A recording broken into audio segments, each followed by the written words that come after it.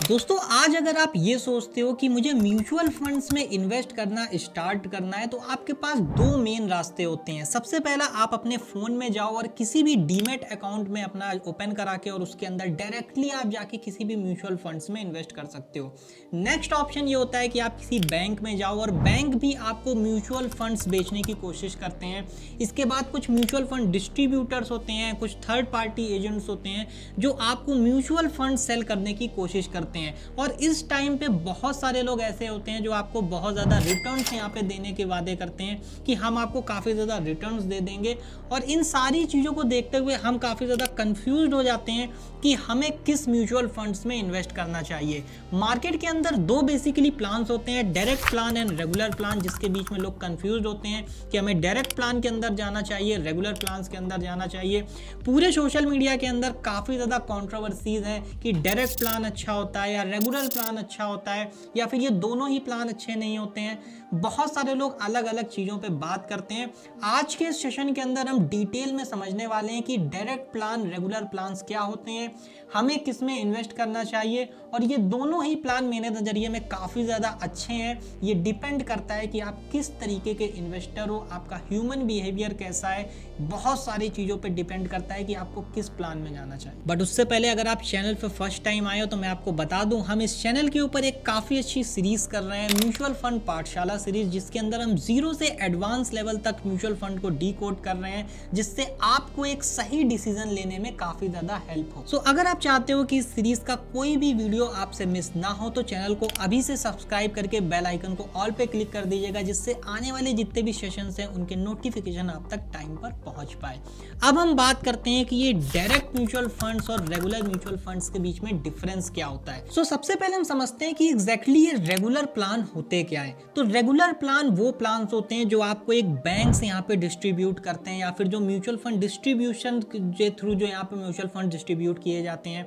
जब भी आप किसी भी बैंक में जाते हो, आपने बहुत बार देखा होगा, हो सकता है आप कैश डिपॉजिट करने गए हो, क्रेडिट कार्ड्स के बारे में कुछ करने गए हो, या कोई भी अलग अलग पर्पज से गए हो, बट आपको वहाँ पे एक चीज़ है वो काफ़ी ज़्यादा cross selling and up selling करी जाती है, वो है म्यूचुअल फंड्स, जिससे उनको काफ़ी ज़्यादा फायदा भी होता है, जिस वजह से वो अप सेलिंग करते हैं। बट उसमें आपका भी फायदा होता है कि आपकी यहाँ पे इन्वेस्टमेंट्स हो रही होती है।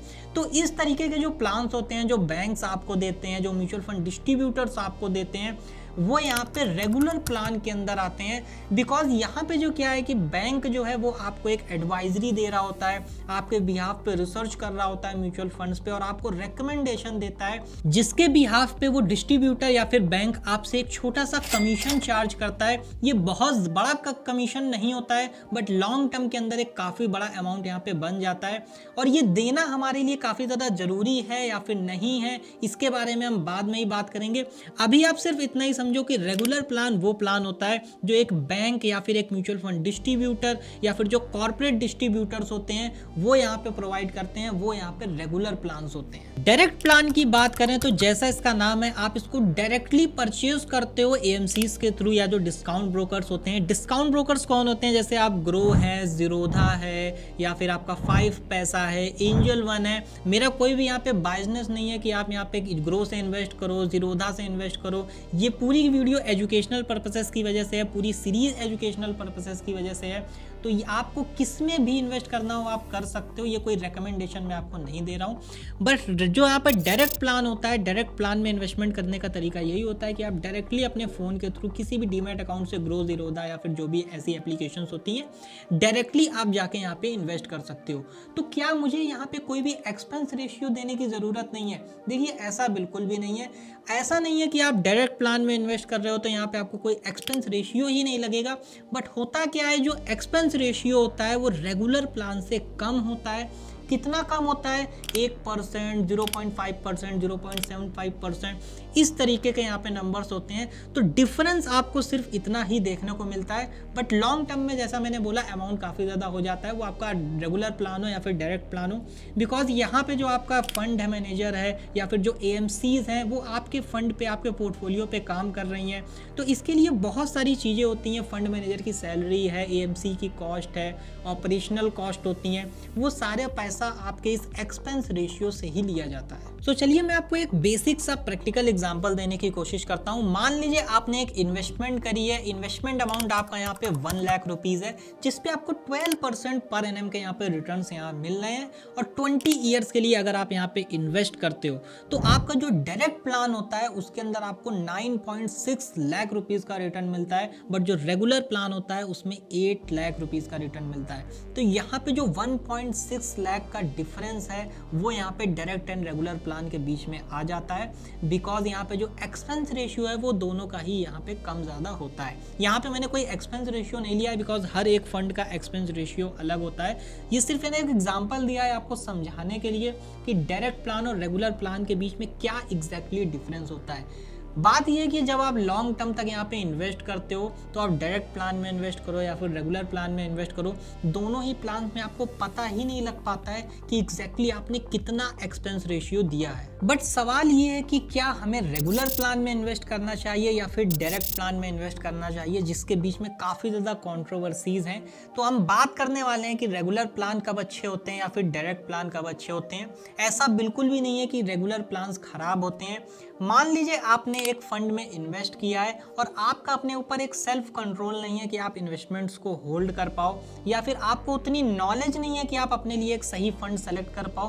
बिकॉज जब भी आपको यहाँ पे लॉन्ग टर्म इन्वेस्टमेंट करनी होती है तो एक पर्सन यहाँ पे काफ़ी ज़्यादा कमिटमेंट करता है फंड के साथ, काफ़ी ज़्यादा लॉन्ग टर्म यहाँ पे टिकता है, और एक काफ़ी ज़्यादा उसको डर होता है कि कहीं हमने गलत फंड में तो नहीं इन्वेस्ट कर दिया है, या फिर लॉन्ग टर्म में क्या ये फंड हमको अच्छे रिटर्न्स दे पाएगा, कहीं हमारा पैसा डूब तो नहीं जाएगा। तो डायरेक्ट प्लान में जब वो इन्वेस्ट करते हैं तो काफ़ी ज़्यादा उनको प्रॉब्लम्स होती हैं, उन्हें ज़्यादा नॉलेज नहीं होती है, ना ही उनके पास कोई एडवाइज़र होता है, ना ही वो सही से इन्वेस्ट कर पाते हैं, जिस वजह से एक सबसे बड़ी प्रॉब्लम होती है कि तो जब भी मार्केट के अंदर पैनिक सिचुएशन आती है तो सबसे पहले यही लोग अपने फंड से एग्जिट लेते हैं। इवन डेटा भी ये कहता है कि जो मेजॉरिटी यहाँ पे इन्वेस्टमेंट्स हो रही हैं यहाँ पे डायरेक्ट प्लान्स के अंदर, उसके अंदर सबसे मेजर प्रॉब्लम ये है कि इन्वेस्टर्स के अंदर पेशेंस नहीं है, बिकॉज उनके पास सही गाइडेंस एंड सही नॉलेज नहीं है कि वो उस फंड्स को होल्ड कर पाएँ उस पैनिक सिचुएशन में, उस गिरते हुए मार्केट्स के अंदर। बट रेगुलर प्लान्स के अंदर क्या होता है, यहाँ पे क्या है कि आप एक एडवाइज़र की हेल्प ले रहे होते हो, एडवाइज़र के थ्रू इन्वेस्ट कर रहे होते हो। अब यहाँ पे एक चीज़ है कि आपको एक सही एडवाइज़र मिलना बहुत ज़रूरी है, एक सही नॉलेज वाला एडवाइज़र मिलना बहुत ज़रूरी है जो आपको एक सही एडवाइस दे पाए। अगर आप एक रैंडम किसी भी एडवाइजर को पकड़ लेते हो तो वो आपका म्यूचुअल फंड काफ़ी ज़्यादा गलत जगह जा सकता है, या फिर आपका जो इन्वेस्टमेंट है वो गलत जगह जा सकता है। बट अगर आपको एक सही एडवाइज़र मिल जाता है तो उस केस में होता क्या है कि वो आपको एक सही फंड सजेस्ट करता है आपके यहाँ पे लाइफ स्टाइल के अकॉर्डिंग, आपके गोल्स के अकॉर्डिंग, और जिस वजह से आपको लॉन्ग टर्म वेल्थ क्रिएशन में काफ़ी ज़्यादा बेनिफिट होता है। इवन जब मार्केट में पैनिक सिचुएशन आती है तो आपको कुछ करने की ज़रूरत नहीं पड़ती है, आप जाके यहाँ पे अपने फंड मैनेजर का या फिर जो म्यूचुअल फंड डिस्ट्रीब्यूटर है उसका जाके सीधा कॉलर पकड़ते हो कि एग्जैक्टली ये हो क्या रहा है, तब वो जाके आपको एक सही गाइडेंस देता है, आपको समझाता है कि आपको अभी एग्जिट करना चाहिए, नहीं करना चाहिए, या फिर किसी फंड में शिफ्ट करना चाहिए, या ऐसा तो नहीं है कि यहाँ पे हमें और इन्वेस्टमेंट करनी चाहिए, ये एक बिग अपॉर्चुनिटी है। ये सारी चीज़ें आपको एक डिस्ट्रीब्यूटर बताता है जिसका बेनिफिट आपको रेगुलर प्लान में मिलता है। तो रेगुलर जो प्लान होते हैं वो बेकार नहीं होते हैं। अगर आपको किसी की ज़रूरत है जो आपको गाइड करे, जो आपको यहाँ पे सही फंड चूज़ करने में मदद करे, या फिर आपको एक सही इन्वेस्टमेंट करा सके, और जो भी मार्केट में पैनिक सिचुएशंस आ रही हैं उनके जो भी रीजंस हैं वो आपको यहाँ पे एक्सप्लेन कर सके, जिससे आप भी काफ़ी ज़्यादा काम रह सको, तो आपको रेगुलर प्लान काफ़ी ज़्यादा बेस्ट हो सकता है। मार्केट के अंदर रेगुलर प्लान्स की इमेज इस वजह से खराब करी गई है बिकॉज मार्केट के अंदर जो डिस्ट्रीब्यूटर्स हैं वो कहीं ना कहीं मिस सेलिंग करने की कोशिश करते हैं, जिस वजह से इन्वेस्टर्स का भी पैसा यहाँ पे लूज होता है और उन्हें लगता है कि रेगुलर प्लान्स बेकार होते हैं।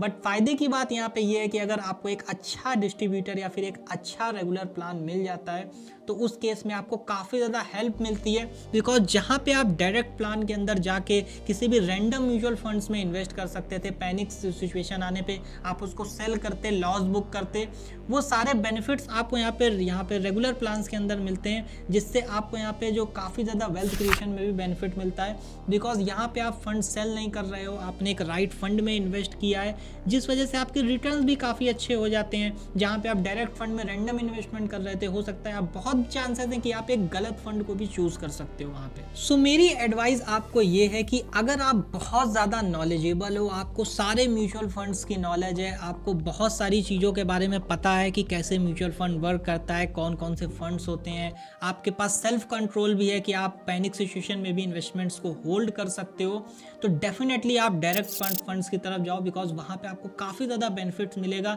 लॉन्ग टर्म के अंदर आपका कुछ यहाँ पे एक्स्ट्रा अमाउंट भी मिलेगा जो आपको रेगुलर प्लान के अंदर कमीशन के फॉर्म में कट हो जाएगा। बट अगर आप एक ऐसे इन्वेस्टर हो जिसको नहीं पता है कि मार्केट के अंदर क्या सिचुएशंस हैं, या फिर मैं अपने आप को होल्ड नहीं कर सकता पैनिक सिचुएशन के अंदर कि मैं यहाँ पे इन्वेस्टमेंट्स को सेल ना करूँ, बहुत सारी चीज़ें होती हैं। आप एक बिगनर लेवल पे हो, आप चाहते हो कि कोई ऐसा पर्सन हो जो मेरे को गाइड कर दे या फिर मेरी इन्वेस्टमेंट्स को यहाँ पे सही तरीके से मैनेज करे, तो आपको रेगुलर प्लान की तरफ जाना चाहिए। बिकॉज एक छोटा सा कमीशन बचाने के चक्कर में हो सकता है आप एक गलत फंड में इन्वेस्ट कर दो, जिस वजह से आपने जो कैपिटल इन्वेस्ट किया है वो भी लॉस में चला जाए और आपको जो टोटल पूरा लॉस हो जाए और आपकी वेल्थ क्रिएशन की जर्नी वहीं पे ब्रेक हो जाए। इवन मैं आपको एक डेटा भी बताता हूँ, आप गूगल जाके सिर्फ इतना सर्च करो mutual fund SIP closure ratio, आप देखोगे बहुत ज़्यादा देखने को मिलता है। इवन जब मार्केट के अंदर पैनिक सिचुएशन आती है 100%, 120%, 200% तक का यहाँ पे SIP क्लोजर रेशियो चला जाता है, जिसके अंदर मैक्सिमम जो SIP क्लोजर्स होती हैं वो यहाँ पे जो डायरेक्ट फंड्स होते हैं, जो डायरेक्टली लोग यहाँ पे फ़ोन के थ्रू यहाँ पे ग्रो, ज़ीरोधा, इन सारी जगहों से इन्वेस्ट करते हैं, वो लोग सबसे पहले SIPs को क्लोज करते हैं। मैं ये नहीं बोल रहा हूँ डायरेक्ट फंड्स बेकार हैं या फिर ग्रो, ज़ीरोधा, इन सारी एप्लीकेशन से इन्वेस्ट करना बेकार है, सारी चीज़ें अच्छी हैं, बट आपका बिहेवियर कैसा है, आप कैसी मार्केट सिचुएशन पे किस तरीके से बिहेव करोगे, आपके पास नॉलेज कितना है, इन सारी चीज़ों पे डिपेंड करता है कि आपको किस प्लान की तरफ जाना चाहिए। एंड सबसे इंपॉर्टेंट चीज़, एक सही डिस्ट्रीब्यूटर का मिलना आपको काफ़ी ज़्यादा ज़रूरी है। सो मैं उम्मीद करता हूँ इस सेशन को देखने के बाद आपको काफ़ी ज़्यादा क्लैरिटी मिली होगी कि हमें डायरेक्ट फंड्स में इन्वेस्ट करना चाहिए, डायरेक्ट प्लान में करना चाहिए या फिर रेगुलर प्लान में इन्वेस्ट करना चाहिए। इसके बाद भी अगर आपके किसी भी तरीके के डाउट्स आते हैं, आपको नहीं समझ में आ रहा है कि आपको डायरेक्ट फंड्स में इन्वेस्ट करना है या रेगुलर प्लान्स में इन्वेस्ट करना है, तो आप हमें कमेंट सेक्शंस में यहाँ पे अपने सवाल पूछ सकते हैं। इवन आपको डिस्क्रिप्शन में हमारी mail ID and Google form का भी लिंक मिल जाएगा। अगर आप डिटेल में हमसे समझना चाहते हैं कि म्यूचुअल फंड्स में किस में हमें इन्वेस्ट करना चाहिए, तो आप गूगल फॉर्म को फिल कर सकते हैं या फिर हमें मेल भी कर सकते हैं। डिस्क्रिप्शन में आपको सारी डिटेल मिल जाएंगी। एंड अगर आपने इस सीरीज़ के बाकी के वीडियोज़ नहीं देखे हैं तो डिस्क्रिप्शन में आपको फुल प्लेलिस्ट का लिंक भी मिल जाएगा, आप जरूर चेकआउट करिएगा। अगर आप हमारी इस फाइनेंशियल लिटरेसी की जर्नी में आगे बढ़ना चाहते हैं तो चैनल को अभी से सब्सक्राइब कर लीजिएगा, बेल आइकन को ऑल पे क्लिक कर दीजिएगा, जिससे आने वाली जितनी भी वीडियोज़ हैं उनके नोटिफिकेशन आप तक पहुंच पाए। मैं मिलता हूं आपसे नेक्स्ट वीडियो में, तब तक के लिए जय हिंद एंड गुड बाय।